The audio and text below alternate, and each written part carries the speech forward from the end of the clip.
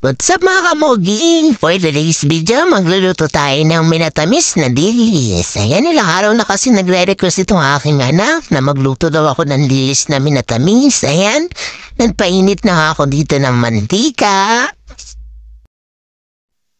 Nung mainit naman, nilagay ko na itong dilis. Ayan, halagang 50 pesos lang yan kasi napakamahal naman pala ng dilis, ano?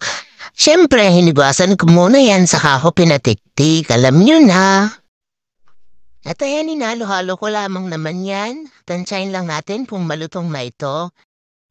At nung naluto ko na nga ito, ay akin na nga hinango. Saka ako pinatiktik.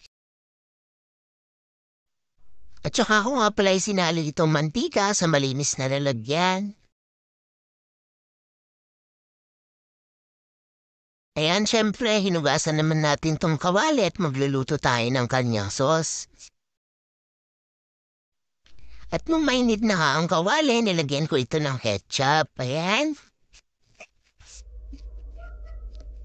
Tansyahin lamang po natin ang ating ilalagay. Depende sa dami ng dilis na lulutuin natin. Ayan, pagkatapos naman, ay isunod ko itong asukal na brown. Ayan, at hinalo-halo ko lamang naman po ito. Nung kumukulo na, saka ako inalagay itong ating dilis. Haluin lamang po natin yan hanggang kumapit na yung sauce niya.